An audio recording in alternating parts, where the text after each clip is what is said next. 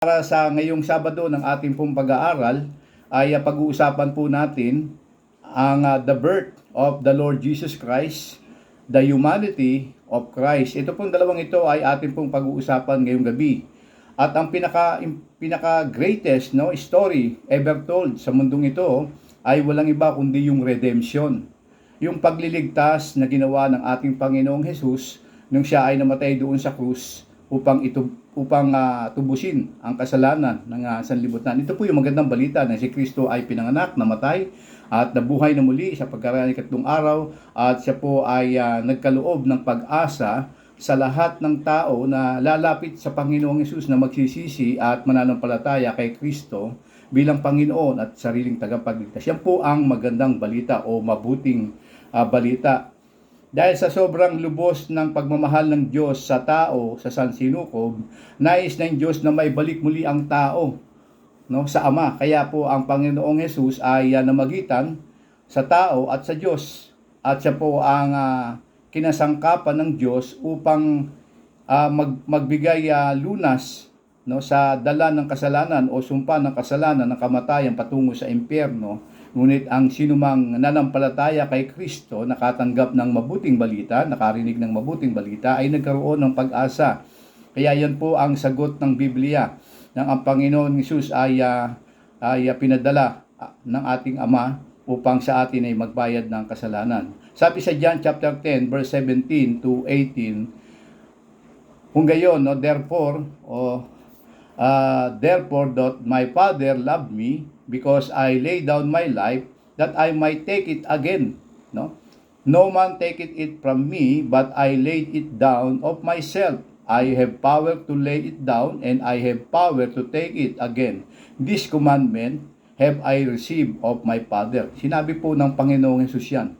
Nakasulat na sa Biblia, sa Lumang Tipan, na may isang sanggol na ipanganganak na ang pangalan ay Jesus o Emmanuel o Son of God na binanggit sa Gospel. Ngayon, sabi din sa Isaiah 7:14 na meron pong isang birhen na manganganak at ang ipangangalan nga po sa kanya ay Emmanuel. At yan po ay natala sa Mateo 1 at sa Lucas Kapitulo 1. Pag binasa po natin yan, mababasa po natin yung genealogy ng ating Panginoong Hesus sa Mateo, at sa Lucas ay mababasa din natin, halos nagkatugma po. Sa dalawang gospel na po ito, sa Matthew at sa Luke, ito lang po yung nagkwento ng patungkol sa panganakan ni Jesus, nung si Jesus ay isinilang sa isang sabsaban. Yung dalawang librong ito, nagkaisa po sila ikwento ang kapanganakan ni Kristo. Samantalang sa Book of Marcos at sa Book of John, hindi na ipinakita doon na si Kristo ay ipinanganak bilang isang sanggol. Pinakilala na si Kristo sa Book of Mark na isang servant. At sa Book of John ay pinakita si Kristo bilang isang Diyos. At ang Christmas o December 25 ay naging kilala sa buong mundo bilang annual holiday. Sineselebrate ng mga tao. At maraming libu-libong mga tao ang naniniwala patungkol sa December 25 ang kapanganakan ni Kristo. Ganun pa man, hindi po pwedeng masabi na December 25 sapagkat marami din po mga patotoo o katunayan mula sa mga sulat at sa Biblia. Kung magbabase rin po tayo, hindi po December 25. Ganun pa man, kahit hindi sa December 25, kung siya man ay March or April, ang mahalaga po dito, minsan isang araw ay pinadala ng Diyos ang kanyang kaisa-isang anak, ang kanyang bugtong na anak, na walang iba kundi si Kristo. At yan po yung ating pag-uusapan po ngayon, the birth of the Lord Jesus Christ and the humanity of Christ. Pag-aaralan po natin dito yung 5 bagay. Number 1, ang kapanganakan ni Jesus ay nasulat sa Lumang Tipan. Pangalawa, ang kapanganakan ni Jesus ay nahayag sa Bagong Tipan. Pangatlo, ang kapanganakan ni Jesus ay inasam ng mga Israel. At ang pang-apat, ang kapanganakan ni Jesus ay pagsilang ng isang bagong pag-asa at kaligtasan sa buhay ng mga tao. At ang panglima, ang kapanganakan ni Jesus bilang nagkatawang tao, humanity of Christ, ay simbolo ng kanyang kapakumbabaan, kapakumbabaan upang kanyang ibadama ang pag-ibig sa mga tao. Umpisahan po natin sa number 1. ang kapanganakan ni Jesus ay nasulat na sa Lumang Tipan. Saan po ba nakalagay sa Lumang Tipan ang kapanganakan ni Kristo? Sa Isaiah 7:14. At muli ko po itong babasahin. Dahil dito ang Panginoon na mismo ang magbibigay sa inyo ng palatandaan. Magbubuntis ang isang birhen at manganganak siya ng isang sanggol na lalaki at tatawagin niya ang bata na Emmanuel. Na yan po ay nabanggit sa Book of Matthew. No, Emmanuel o Son of God at binanggit din na Jesus. Kaya sinabi sa Matthew chapter 1 verse 19 to 25, ito po sinalaysay ni Mateo ang sinabi sa Book of Isaiah. Babasahin ko na rin po. Sa Mateo 1, talatang 19 hanggang 25, si Jose na magiging asawa ni Maria ay isang matuwid na tao at ayaw nitong malagay sa kahihiyan si Maria. Si Maria po ito yung ginamit ng Diyos na magsisilang kay Jesus. Kaya ipinasya niyang hiwalayan na lang si Maria ng palihim. Ngayon, si Joseph, nung malaman niyang si Maria ay buntis o magbubuntis, nagplano siyang hiwalayan si Maria para lang walang mangyari kay Maria, sapagkat sa kanila, sa mga Hudyo, kapag ang isang babae na ikakasal ay nalamang buntis, no? Pwede siyang batuhin at sumpain. Ngayon, ang sabi sa verse 21, manganganak siya ng isang lalaki at papangalanan mo siyang Jesus dahil ililigtas niya ang kanyang bayan sa kanyang mga kasalanan. Ang sinasabi nitong bayan ay yung bayan ng Israel. Nangyari ang lahat ng ito upang matupad ang sinabi ng Panginoon sa pamamagitan ng propeta, yung sa aklat ni Isaiah, magbubuntis ang isang birhen at manganganak ng isang lalaki, tatawagin siyang Emmanuel, na ang ibig sabihin ng kasama natin ng Diyos. Yun po ibig sabihin ng Emmanuel. Ngayon po, ang sabi po sa talatang 24, nang magising si Jose, sinunod niya ang sinabi ng anghel at pinakasalan niya si Maria, sapagkat ayaw niyang si Maria ay mapahamak. Kaya alam niya na si Maria ay magbubuntis na mula sa Panginoon. Pero hindi siya sumiping kay Maria. Sabi dito sa talatang 25, si Jose po, sabi sa talatang 25, hindi siya sumiping kay Maria hanggang sa maipanganak nito ang sanggol. Nang manganak na si Maria, pinangalanan ni Jose ang sanggol na Jesus. Sapagkat yun po ang sabi ng anghel. Take note, no? Para sa binasa natin ngayon, hindi sinipingan ni Jose si Maria. Maliwanag po yan, ha?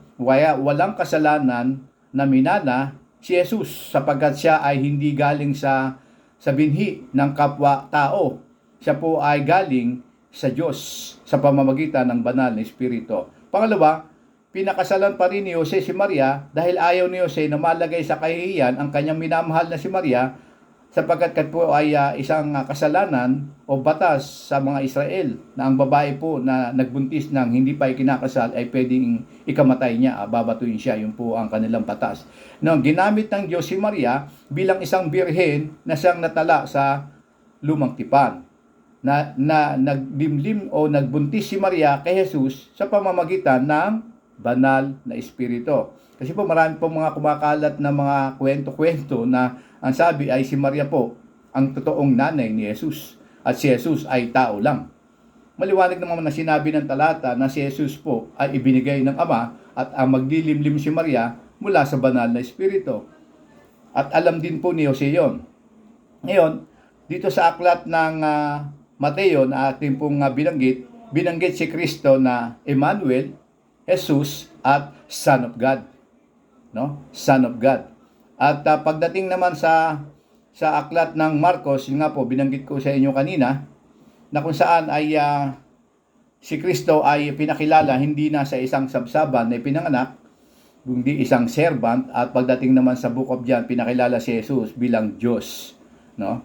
At makikita din po natin dito na kapag binasa naman natin ang libro ng Mateo 1 muli, ito ay pinakilala kung saang lahi nanggaling si Jesus, kung saang lineage siya nagmula. At ang sabi nga po ng Biblia, ito ay magmumula sa lahi ni David.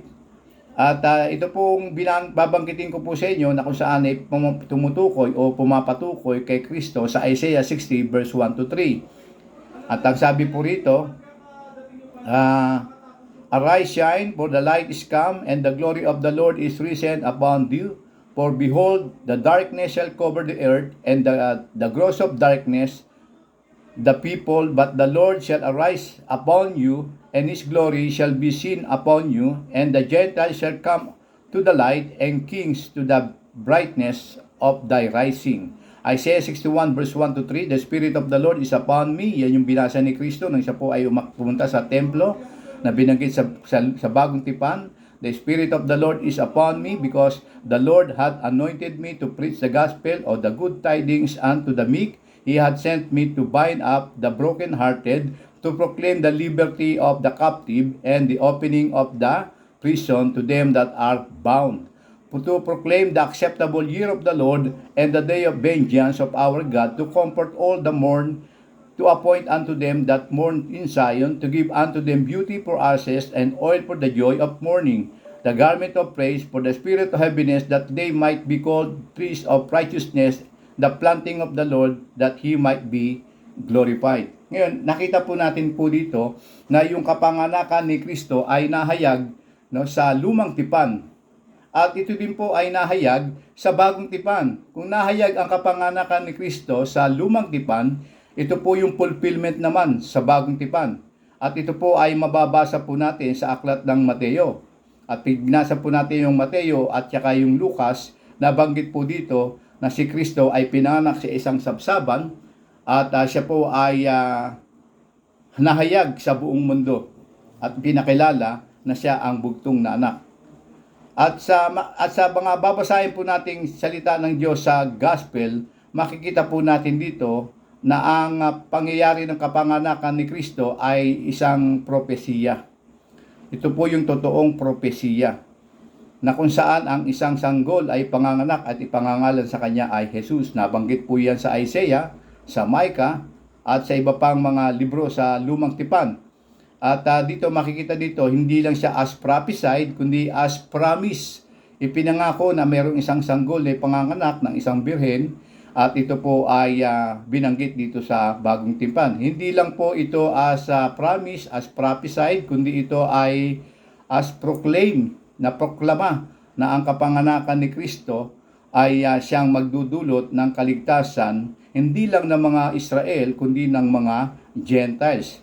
At tunay na ang kapanganakan ni Kristo ay nahayag layunin na upang ang tao ay maligtas. Ngayon po, kung hindi po mahalaga ang kapanganakan ni Kristo, kung hindi po mahalaga, bakit pa ipinadala siya ng Diyos sa sansinukob o sa sanlibutan? Ibig sabihin, nakita ng Diyos na ang kalagayan ng tao mula sa pagkakasala ni Adan at Eva, ang kasalanan ay lumaganap, namana ng mga susunod at susunod at susunod pang henerasyon. Yun po ang dahilan kung bakit ang Panginoon ay naghahanda, no, sa pamamagitan ng kanyang bugtong na anak, na kung saan ipanganganak ang isang tagapagligtas, at ito po ang kagalakang dumating, no, sa puso ng mga Israel. Ngayon, ang mga Israel nung panahon na yun, 400 taon silang nag-antay.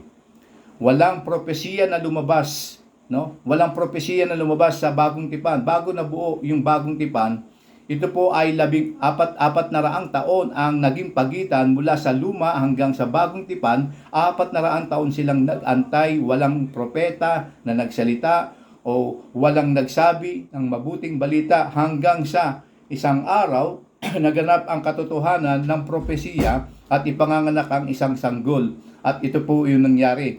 At ito po ay naging kagalakan ng bayang Israel. Ganun pa man, ang bayang Israel ay tumanggi, no, sa Panginoong Jesus. Kaya marami pa rin hanggang ngayon na mga Hudyo ang hindi naniniwala kay Kristo na siya na yung Mesaya. Ngunit meron din po mga Hudyo na naniniwala na dumating na ang Mesaya. Kaya hati pa rin po hanggang ngayon ang paniniwala ng mga Hudyo patungkol kay Kristo. Ganun pa man tayo po, bagamat tayo ay hindi mga Hudyo, tayo po ay tinawag na Hentil, sapagkat ang salita ng Diyos ay ibinigay din sa ating mga Hentil. At yun ang dahilan kung bakit si Pablo ay matapang na pinangaral ang mabuting balita ng pagliligtas ni Kristo, sapagkat nakita ni Pablo ang kalagayan ng tao sa Diyos. At pang-apat, ang kapanganakan ni Jesus ay pagsilang ng isang bagong pag-asa at kaligtasan sa buhay ng tao. Sabi po sa John chapter 1 verse 1, 3, 5, 14 to 18, ito po ang sabi, In the beginning was the Word, and the Word was with God, and the Word o Verbo was God. The same was in the beginning with God. All things were made by Him, and without Him was not anything made that was made. In Him was life, and the life was the light of men. Yung buhay na binibigay ng Panginoon sa atin, nagdala rin siya ng liwanag. So yung life, no? At saka yung light, napakahalaga po ng ibinigay ni Kristo. Sapagkat kung hindi kay Kristo, wala po ang lahat ng mga nakikita natin at wala po tayo sa mundong ito. Kaya ang katotohanan ng istorya ng buong mundo ay napatunay na mayroong isang sanggol na ang pangalan ay Jesus, no? Emmanuel.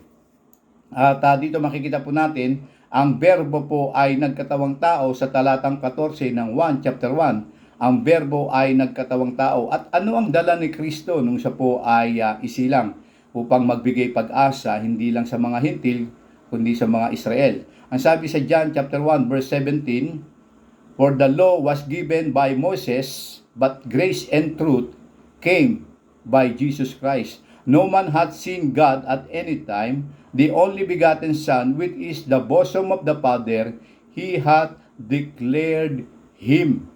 Ibig sabihin po, ang Panginoong Hesus, ang dala-dala niya ay grasya at katotohanan. Grace and truth. Mahalaga po yung grace. Kapag sinabing grace, ang ibig sabihin, unmeritable favor. Ibig sabihin, wala tayong ginawang effort, kundi sa biyaya ng Diyos lamang tayo umasa at tayo po ay naligtas. Kasi kung sasabihin ng tao na dahil sa aking karunungan, dahil sa aking kayamanan, dahil sa aking lakas, dahil sa aking mabubuting gawa, dahil sa aking mabuting reliyon, ang nakapagligtas sa kanya, hindi po yun ang sabi ng Panginoon.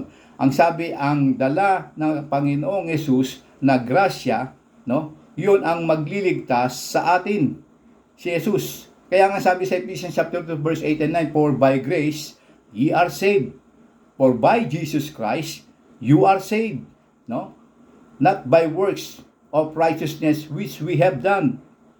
Hindi sa mabubuting gawa, hindi sa pagsapi sa reliyon, at hindi sa lahat ng bagay na nakikita natin sa mundong ito ang makapagbibigay daan upang ang tao ay maligtas, kundi sa ginawa lamang ni Kristo. Kaya ito po ay may dalang pag-asa. Ngayon sabi sa John chapter 4 verse 34, "Jesus said unto them, My meat is to do the will of Him that sent me, and to finish His work." Sabi sa John 6:38, "For I came down from heaven not to do my own will, but the will of Him that sent me." Sabi dito, I came down from heaven. Si Jesus po, maliwanag na sinabi sa talata rito na siya po ay galing sa langit. Kaya itong pinadalang Mesaya, itong si Kristo, ay hindi tao. Siya po ay Diyos, no? Na nagkatawang tao. At siya po ay namatay doon sa krus, na ibinigay ang kanyang buhay, hindi para sa kanyang sarili. Alam niyo po, namatay si Kristo voluntarily. Hindi po si Kristo pinatay, hindi po si Kristo nagpakamatay, hindi po si Kristo nahimatay, kundi si Kristo ay namatay ng kusang loob niyang binigay ang kanyang buhay. Sapagkat si Kristo po, ang sabi sa Biblia, ay may kapangyarihang magbigay at may kapangyarihang bumawi ng kanyang buhay. Meron bang taong makakagawa nun na kung saan ay pag ibinigay ko ang aking buhay at namatay, kaya ko rin buhayin ang aking sarili? Wala po. Ang Diyos po lamang ang makakagawa nun. Kaya si Kristo ay Diyos. Yun ang kapangyarihan niya bilang isang Diyos. Sinabi niya yun bilang isang Diyos. At bilang isang tao, nakaranas din po siya ng mga pangtaong paghihirap, no? At ito po ay nakita natin sa Biblia.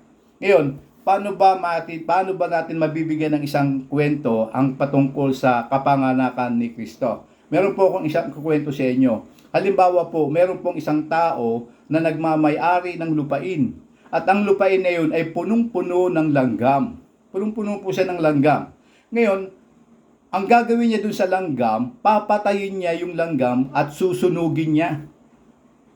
Ano po ngayon ang gagawin ng may-ari ng lupa para sabihan yung mga tao na susunugin ko itong lupang ito at lahat ng langgam na nandito ay mamamatay. Ano po ang gagawin ng may-ari ng lupa? Magkakatawang langgam. Bakit siya magkakatawang langgam? Upang kausapin niya ang langgam sa langgam. Kaya nung si Kristo po ay nagkatawang tao, marami pong mga tao ang hindi naniwala kagad kay Kristo. Ikaw ay Yesu, ikaw ay Diyos, ikaw ay galing sa Ama, at bago si Abraham ay ikaw na. Paano nangyari yun? Tao ka lang katulad namin. Yun po ang paliwanag ng mga tao nung panahon ni Kristo. Ganun pa man, upang mapatunayan na si Kristo ay Diyos, si Kristo ay nagpatawad, si Kristo ay bumuhay ng patay, si Kristo ay nagpagaling, si Kristo ay nagpakita si Kristo ng mga kapangyarihang nagmumula sa Ama. At kaya nga nung si Nicodemus lumapit kay Kristo, ang sabi ni Nicodemus kay Jesus nung gabi, hindi magagawa ng isang tao ang ginagawa mo, Jesus. Kaya naniniwala ako na ikaw ay hindi tao, ikaw ay nanggaling sa Diyos. Yun ang dahilan kung bakit sinabi ni Kristo sa kanya yung mabuting balita, na ang mabuting balita na ang sabi sa kanya ay malibang ang tao ipanganak na muli. At ang kapanganakan yan ang magbibigay ng kontrata. Ibig sabihin magkakaroon ng isang relasyon ang tao sa Diyos sa pamamagitan ng kapanganakang muli. Yung kapanganakang muli na sinasabi ni Jesus kay Nicodemo ay hindi kapanganakang pisikal, kundi ito ay kapanganakang espiritual. Ang kapanganakang espiritual po ay operasyon ng Diyos at hindi operasyon ng tao.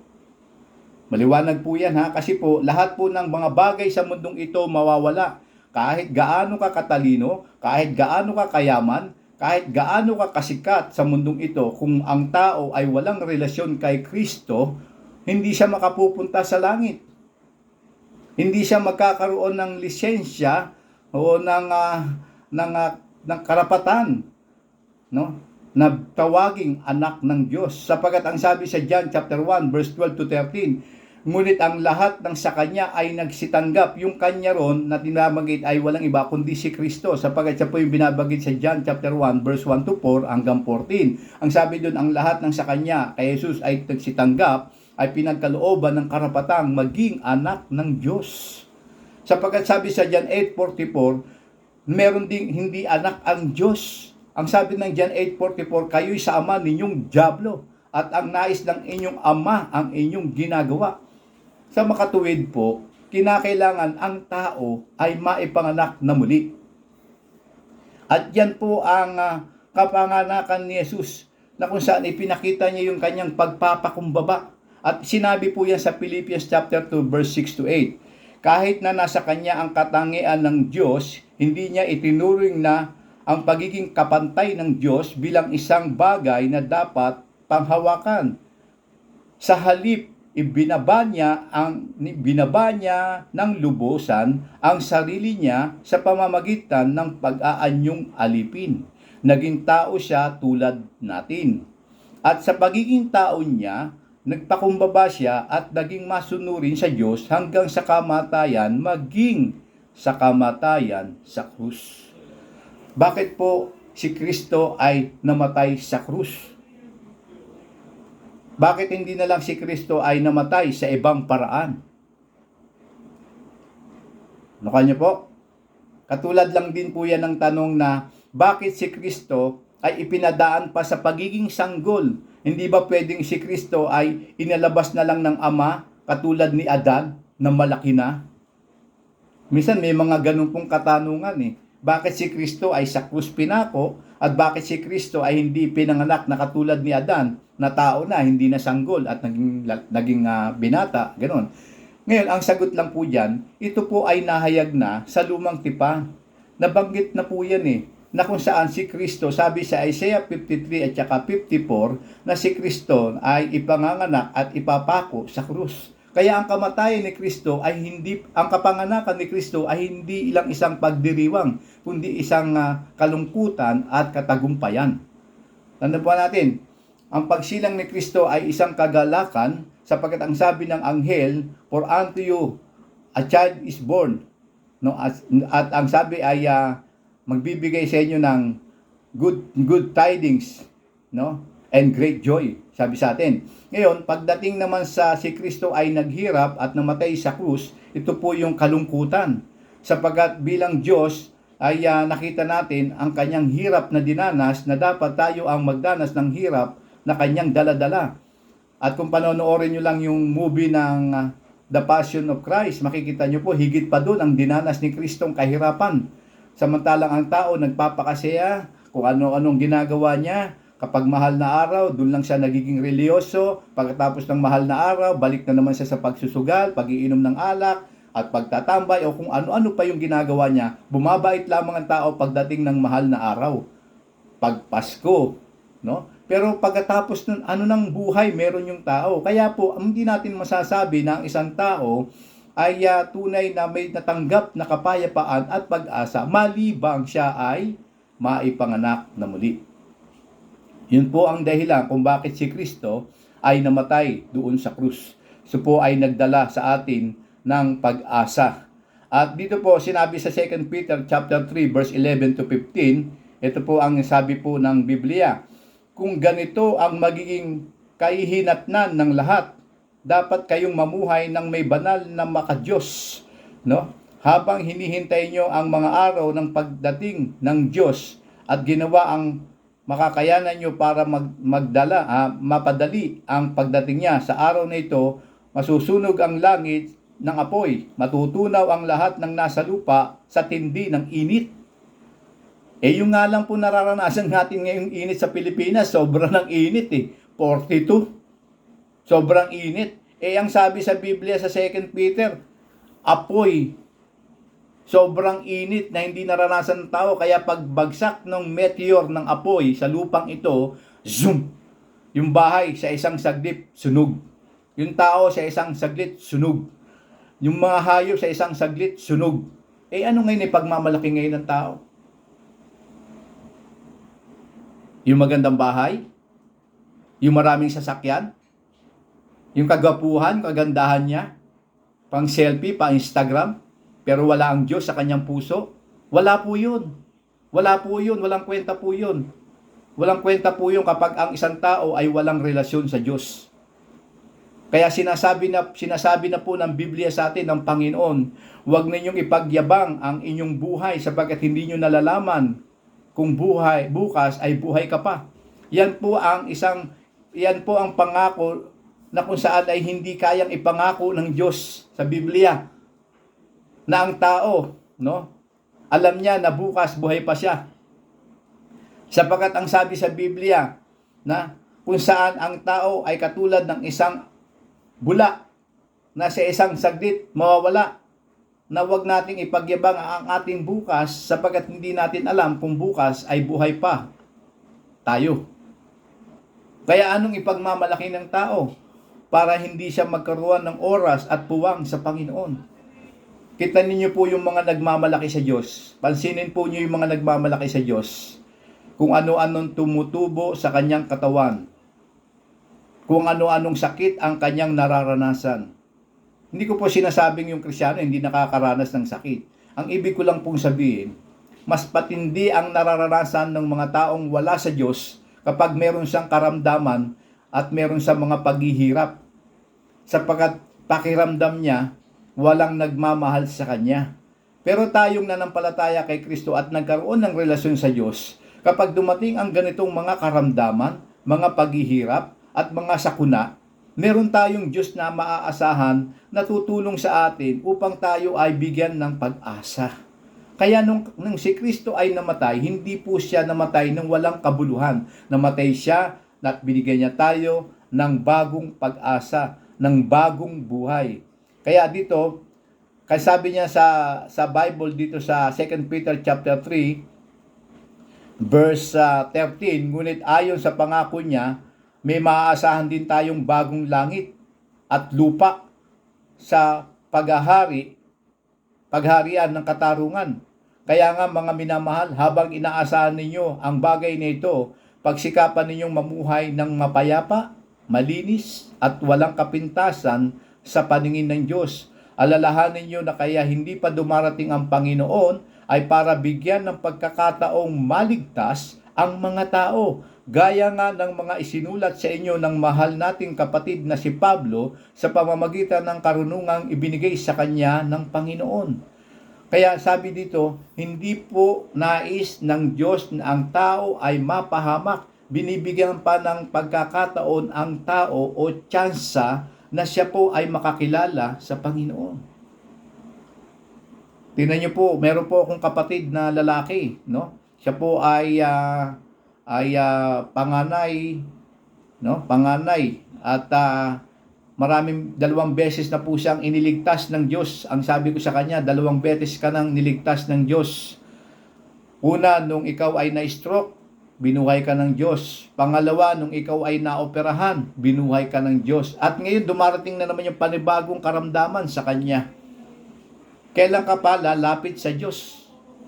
Kung patay na, makalalapit ka pa ba sa Diyos? Kaya habang buhay ka pa at may lakas ka pa, makita mo kung ano ang ginagawa ng Diyos sa iyong buhay. Palagi at palagi kong sinasabi sa kanya yon na hindi tayo dapat tumingin sa pera. Hindi tayo dapat tumingin sa ating paligid. Madedepress ka, madidisappoint ka. Dapat tumingin ka sa Diyos na nagbibigay ng pag-asa. Sapagkat kung wala ka man ngayon, handang magbigay ang Diyos.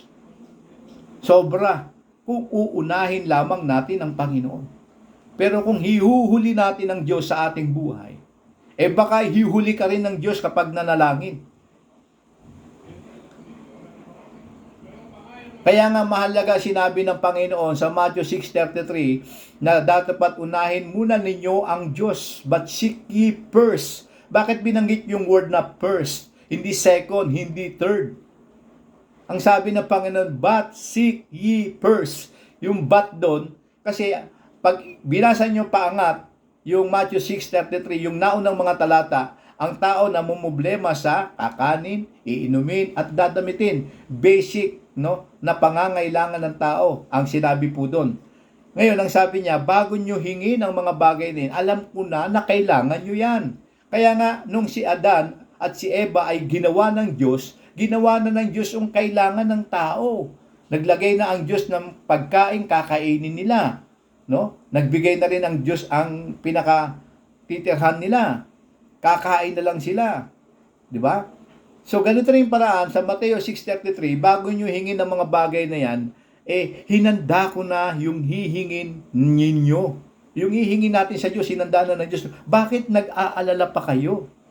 Ang taong nag-aalala ay yung mga taong walang relasyon sa Diyos. Pero kung meron kang relasyon sa Diyos, dapat ka bang mag-alala?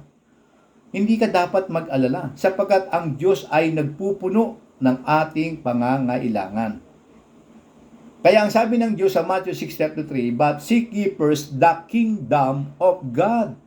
Yun ang unang pinapagawa ng Diyos, na makita ng tao at hanapin ng tao ang paghahari o kaharian ng Diyos. Ang kaharian ng Diyos ay hindi sa lupa. Ang kaharian ng Diyos ay sa puso ng individual na tao. At yan po ang ipinangako ng Diyos kay Nicodemus. Except a man be born again, he cannot see the kingdom of God. Kaya sabi dito sa Matthew 6:33, seek ye first the kingdom of God. Ang unang hanapin ng tao ay ang panahanan siya ng banal na espiritu.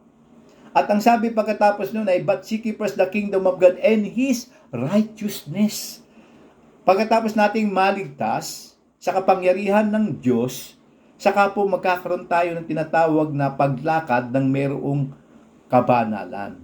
Hindi po natin kayang lumakad ng kabanalan, sapagkat ang Diyos po ang makakagawa nun para tayo makalakad ng tama ng may kabanalan. Kaya sa gabing ito, nakita po natin yung 5 bagay na si Kristo ay ipinanganak sa lumang tipan, nahayag si Kristo sa bagong tipan, at si Kristo ay inasam ng bansang Israel, at si Kristo ay mayroong dalang pag-asa, no? At si Kristo Jesus ay hindi namatay para sa kanyang sarili, kundi si Kristo Jesus ay namatay para sa sansinukob. Simbolo na kung saan ay pagpapakumba ng Panginoon ay bigay ang kanyang buhay upang tayo tubusin sa ating pong mga kasalanan. Sana po sa gabing ito ay nagbigay mulat sa atin ang mensaheng ito ng ating Panginoon na ang kanyang kapanganakan at ang kanyang pagiging tao ay hindi na dapat i-question ng tao, sapagkat tunay na salamat Panginoon, sapagkat kung hindi mo binigay si Jesus, wala po kaming kaligtasan. At kung si Kristo ay hindi nagkatawang tao, wala pong mapapako doon sa krus. Katunayan po, no?